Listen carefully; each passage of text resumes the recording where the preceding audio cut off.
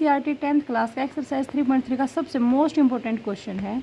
इसमें हमसे पूछा गया कि 5 years ago Noori was thrice as old as Sonu, कि 5 साल पहले जो नूरी है वो 3 गुणी है सोनू से, और 10 year लेटर और 10 साल बाद क्या होगा कि नूरी विल बी ट्वाइस, नूरी 2 गुना रह जाएगी एज सोनू, जितना सोनू है उससे। तो हमें सोनू और नूरी की प्रेजेंट एज बतानी है कि उसकी फिलहाल की एज दोनों की कितनी है। मान लेते let present age of Noori x years मान ली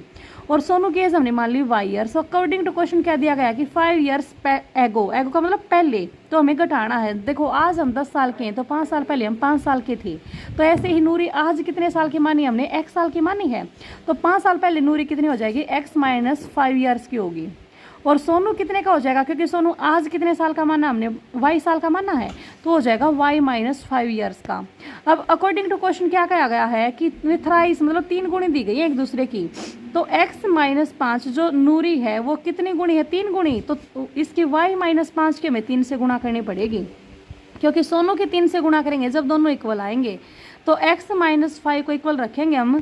3y माइनस 15 हो गया। यहाँ से क्या आ जाएगा x इस साइड आके माइनस 3y हो गया, उस साइड कितना माइनस 15 और ये 5 जाके प्लस का हो जाएगा। तो x माइनस 3y बराबर किसके बचेगा माइनस 10 के। इसको इक्वेशन नंबर फर्स्ट मान लेंगे, ये हमारी इक्वेशन फर्स्ट बन गई। अब एक और कंडीशन दी गई है दोबारा की 10 year लेटर, क्या लिखेंगे हम अकॉर्डिंग टू क्वेश्चन, अगेन दोबारा हम अकॉर्डिंग टू क्वेश्चन बताएंगे कि 10 years लेटर, 10 years लेटर क्या हो जाता है कि जो नूरी है, क्योंकि देखो आज से 10 साल बाद हम 10 साल बड़े हो जाएंगे, आज मान लेते हैं 10 साल का कोई बच्चा तो वो 10 साल बाद 20 साल का हो जाएगा, तो ऐसे नूरी भी क्या हो जाएगी x प्लस 10 years की हो जाएगी। और सोनू कितने साल का हो जाएगा, सोनू हो जाएगा y प्लस 10 year का, ठीक है। और क्वेश्चन के अकॉर्डिंग क्या दिया गया है कि x प्लस 10 है जो वो 2 गुणा है किससे, सोनू से, तो हमने क्या कर ली, सोनू की 2 से गुणा कर ली, तो x प्लस 10 और इस साइड क्या है 2y प्लस 20,